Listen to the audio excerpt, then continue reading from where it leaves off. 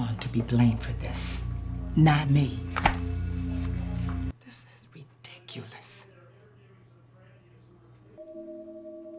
This is my city. Sweetheart, tomorrow is another day. Come on, I'm gonna give you a ride. Your mom used to hang out right over there with all her friends. Every chance she got, she was out of your grandpa's sight. Can't say that I blame her.